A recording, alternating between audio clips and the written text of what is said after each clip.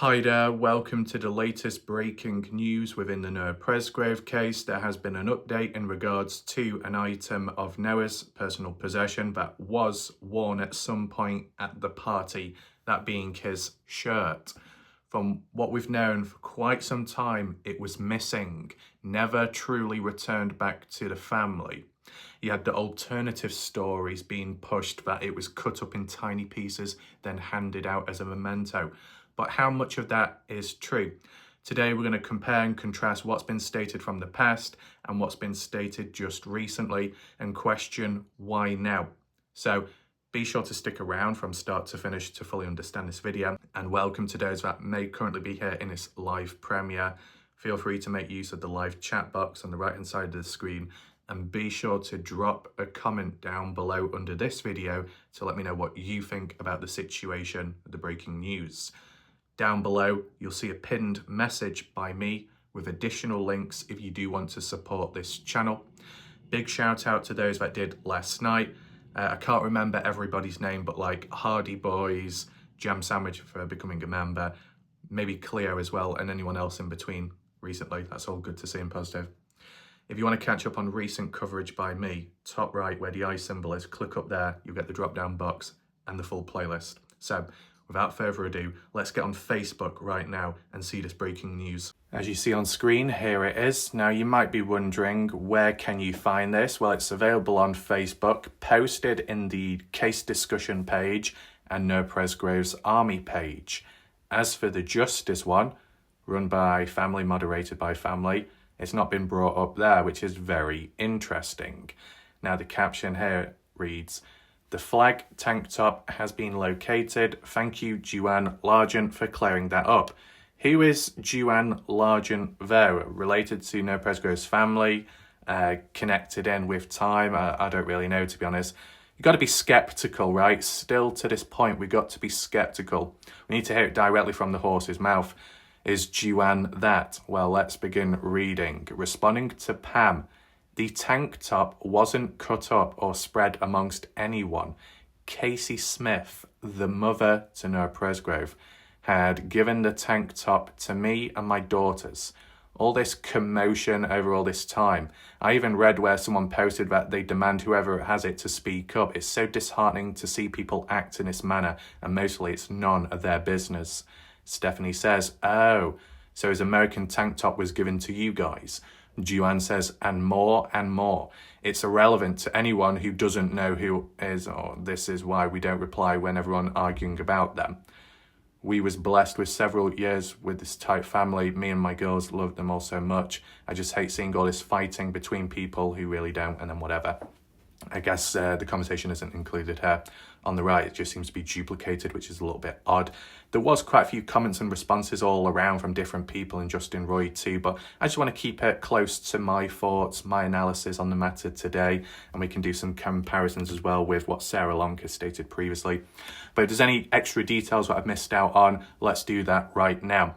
So with Kasey, the mother, getting the tank top and maybe more items in the first place, and then passing them on to Joanne. Who passed them on to Kasey in the first place? Who exactly? Because they haven't come forwards, just for that clarity. The next part, Stephanie, when just confirming the tank top, the one worn at the party at some point, and Joanne says, and more. To say and more means it's more than the tank top. So does that mean the wallet, the hat, golf clubs, items like that? For Joanne to mention about it's disheartening to see the commotion, the trouble within the case community, the arguing, the demanding, the entitlement of, if you know, you should speak up, etc. Is Joanne in a right place to be speaking there? Well, if they held the key to answers, but they just let it sit. They were aware of all this commotion and it's so bad, but at the same time, it shouldn't happen. But at the same time, I'm not going to give you any answers because it's none of your business, but it is my business to be slightly disappointed in the community. Oh, come on. Got to give and take to an extent, right?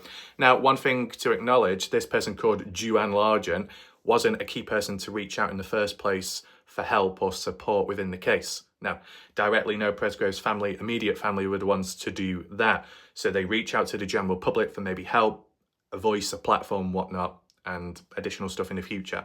And if people like that was to pull out or push back, push the general public away, it could be seen as a bit disrespectful because you reached out to us in the first place and now you've thrown us aside. In terms of Juan's case, they didn't do that, at least to my knowledge and awareness. So maybe they don't have to be in a situation where they reveal this and reveal that, because they don't owe anyone an answer in the first place because they didn't reach out to the general public to begin with. But if they're so triggered or disappointed by the way this case or the community has gone, and they have the key to certain answers, and it's not ultra sensitive information either, it's not going to harm the case, then you might as well make it public. If it's that big of an issue for you, but you don't like the way the environment is, if you can make change and it doesn't require much effort, then you might as well do it. And yet it's taken over a year for that to happen. How truly dysfunctional. Now, in terms of opposing sides, what have they had to say about certain items and possessions? Well, they've not really made direct references with confidence that this is where that is, that's been handed back, at least to my knowledge, my memory. Correct me if I'm wrong, apologies in advance, but, you know, there just seemed to be uncertainty for quite some time from a range of different people. Some believing that items may have been buried, disposed of, or just thrown away. Maybe some taken, stolen. But to refer back to Juan's comment about more, and more was given, what, directly from Kasey to Juan? And why exactly? Why only Juan? How come other family members didn't get certain items? Maybe personal choice, or maybe disagreements from the past. I don't know if I'll be able to get the screenshots up shortly, but I'll try and do that to put an alternative theory in as to why there might have been a breakdown in miscommunication. And you might ask yourself right now, why are we even talking about a breakdown in miscommunication? Because it just so happens that Noah Presgrove's family as a whole aren't all on the same page or wavelength.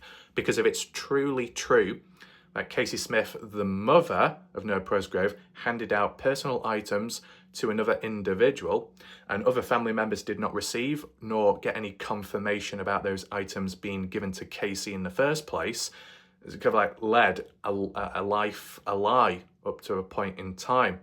And that can be reiterated by the likes of Ashley Chadwick, the cousin, Robyn Smith, the aunt, who previously appeared on the last Partners in True Crime video interview within the Noah Presgrove case. This is their reaction. This is what they had to say in regards to the tank top, wallet, and additional items with Noah. Okay, so we were talking about the other articles that were missing from Noah. His hat, was that recovered? And his wallet, was that recovered? We've never seen him. We have not gotten him back. His hat, his wallet, his shirt, his other shoe, we have not gotten any of that back.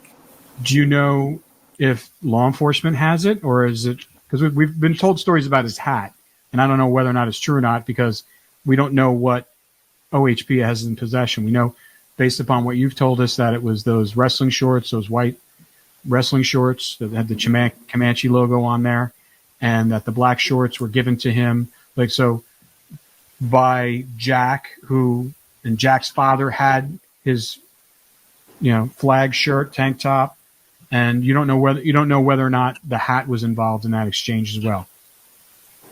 I believe it was, according to what Jack had told us. I mean, I don't know, like, I wasn't there. I can't verify what I was told. Yeah. But we were told that they had the hat, the shirt, and shorts, and that they passed them out for mementos. And they were wearing the black shorts, but that's the only article of clothing or article that Noah had with him that has come back to the family. Nobody has offered up the shirt to us, whoever's got it. Nobody's offered up his hat. His wallet's still missing. His other shoe that he, couldn't find when he was looking for his shoes. We have no clue where any of that stuff is. Nobody's ever offered it to us. And OHP doesn't have that. They just have the shorts. As far as I know, no. Okay. And we can confirm that. After hearing that, which did occur a few months ago, you could argue and say, well, what we're seeing on screen is more recent, so things may have developed since. Is that really the case, though? At least how it's worded here, you could imply it happened really early on, and ever since, certain family members have been left in the dark, and they truly believe certain items have never been returned back, as said by Robyn Smith and Ashley Chadwick agreeing. Now, if there is a breakdown in communication, there is a possibility to explain why, but before we get to that, the other key reference was in regards to the tank top, the main theme of today's video. It's in good condition or somewhat okay condition and not cut up, even though, like Ashley Chadwick, Robyn Smith highlighted, supposedly it was cut up into pieces, and that's by Jack's father, Caleb Newton. Why would Caleb Newton do something like that? We don't just stop there, because this is like a screenshot. I'm going to try and zoom in if it's possible. The quality is shit, but I just caught this from one of the discussions in the post thread on Facebook in regards to the whole shirt situation. This is not a screenshot, this is more like a photo taken from a phone of a screen. So, at some point in the past, Sarah Long on Facebook said, I was told the LE have Noah's phone and the other shoe. His brother, Noah Presgrove, has the black shorts. I've heard two different things regarding the hat. I first heard Ellie had it, and secondly, I heard his biological mother might have it. I think she's estranged from the rest of the family and was keeping it as a memento. Now, is that to do with Kasey Smith? Could that be why it links on with other items but not being shared with the family? I think, so this is Sarah Long's opinion, I think the wallet was lost earlier that weekend or the day before at the lake. Why at the lake? The day before of Noah's death? What, Sunday morning, going to Warwicker, getting breakfast, and then also attending Warwicker Lake? Was that triggering the idea for Jack Newton to go to the lake the Monday, the day after, and go fishing or whatever? It makes you think, doesn't it? And Noah's tank top was cut up and handed out amongst his friends. I was standing there and saw the items the morning he passed away because the kids gathered it up to give to Ellie. Nothing was covered in blood, damaged or destroyed. I only saw a cap, shoe, tank top, black shorts. That was close to 10 in the morning. But I'm not sure what Ellie took or didn't take. I'm assuming whatever they didn't take was given back to his mom or dad, or possibly Ellie still have it since investigation is ongoing, but I have no proof of this. It could be hearsay. Oh, so after that mouthful of wording it could be a load of BS.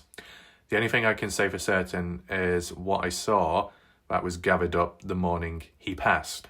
Oh, okay. What about the golf clubs though? That still fades away. Now, if any of this is true, wouldn't it have been a lot better if it was made clearer and brought up more consistently? Take in mind, this is the first time I'm seeing this post by Sarah Long, because obviously I'm not glued to Facebook, nor have I been around for a long time. So this could well be an old post, but anyone in the comments, be sure to let me know what you think about this. In terms of the shirt being cut up and handed out amongst his friends, no mention of Caleb here, but we saw in the previous discussion, it was the father's name mentioned. So that's kind of odd. Now, as for the supposed estranged mother, Kasey Smith, the reason, if this is true, because, what I mentioned first of all is, have I seen any confirmation from Kasey herself saying, yes, this is all true? No. Someone in the comment thread said, yes, Kasey approved of this and said, it's the truth. But no screenshot or hard evidence was shown of her response, which is very problematic in itself. So if anyone is still skeptical about this, I don't blame you. It is where it is. But if there's any truth to this, but there has been a breakdown in communication with other family members, why would that happen? Possibly because of this post on screen from the past, November 21st, 2023. Kasey Smith, the mother of Noah Presgrove, said, has anyone wondered why I wasn't included in this interview and why Robyn Smith, the aunt, is pretending to be the parent of my son? I was never invited or told, and still to the day they don't. I was sitting in my son's truck and my own brother told me to get the hell out, then called the police on me and had me removed. My mother, Deborah Smith, will not let me go through or have anything of my son's items. Oh. The only reason he was staying there was because she couldn't tell her grandchild no. Robyn Smith helped my mum get him emancipated, and they hid him from me for 2 months until he was his own man. They do nothing but use me as a punching bag. None of them have hugged me or called to see how I'm doing.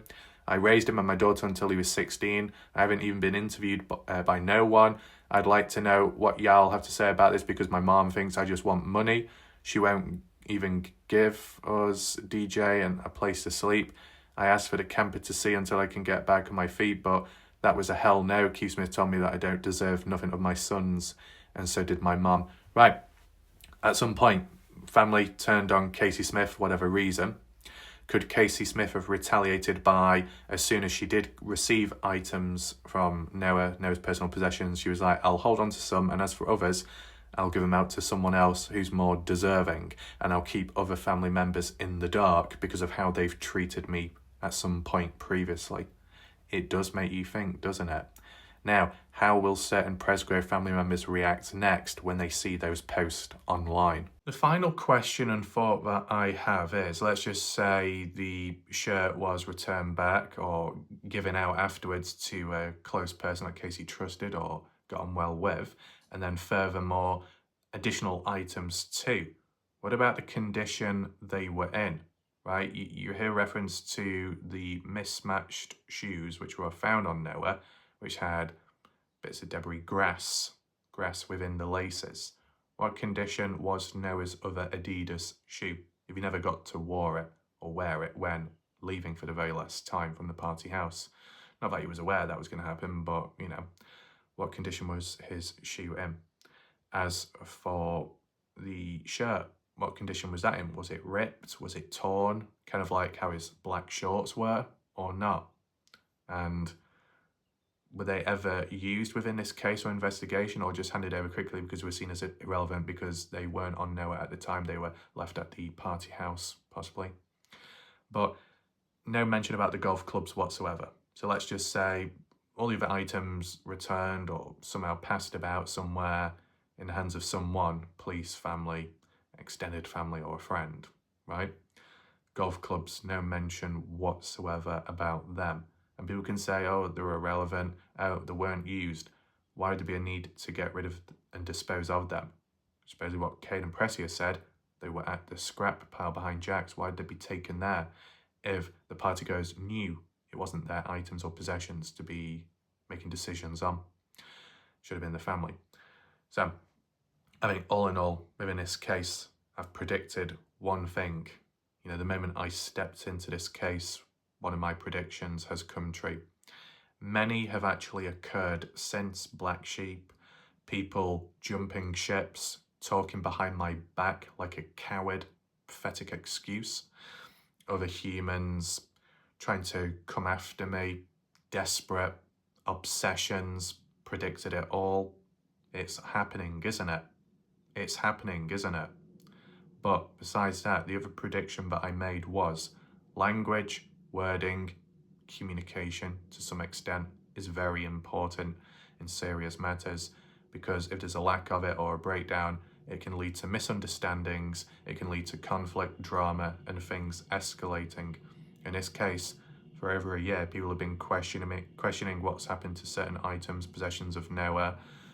Was the foul play, further foul play in getting rid of that stuff because it holds some significance, value within the death of Noah, and those that got rid of the stuff could be responsible for the death of Noah or no additional things to it? If all that's not true because it was simply returned back, you see how dragged out it's been. It just creates a massive misunderstanding. It really doesn't make a good look or good impression on maybe certain people and certain communities, but in the moment when you don't have the full story, you don't have all the pieces of the puzzle together, all you can do is question and theorize until there is an answer, right?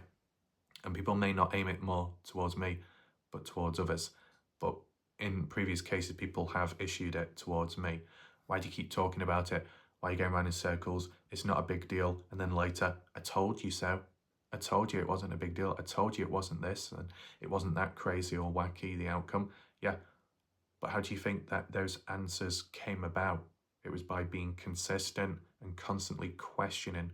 So, if there's been times where things have got out of hand and people have spoken, theorized, and it's gone a bit too wild or crazy with the possibilities and who could be responsible, and it escalates, well, then it directly triggers a reaction from those that hold the answers who may feel it's not relevant or important to reveal, but now they've got no choice but to reveal it. Just like the Kenny Veach case, people can come and go. Some remain question and question and question, go round and round and round to the point it pisses someone off, and it brings in the right person with the right resources, with the right information, and it clears stuff up, sets the record straight, debunking a particular thing or reinforcing it with evidence and proof, right? So waves of resistance or waves of skepticism, waves of, as some like to call it, conspiracy theories or just theories in general, it's necessary, and that consistency is too, in order to get answers at the end of the day. But because of this breakdown in communication, possibly, what else could be problematic? What else could be true or untrue? And one final thing I would like to add is there by any means a very small chance that this Joanne Largent is some random person or an alternative account pretending to be someone else, right? If it's happened already, and it's happened in the past, it could happen again, where people come in as wannabe experts or come in with the hard-hitting information and then it backfires. Is an attempt to cause some kind of misdirection or confusion. If you are skeptical, I don't blame you at this point. We'll see what happens next. If there are any clear follow-up direct responses, screenshots from the horse's mouth, double down, confirming what's been seen, what's been talked about recently is truly true or not. Time will tell. My name's Warlock Raf. Hopefully you found the video somewhat interesting. Be sure to like and share. And yeah, that's pretty much it. Goodbye for now.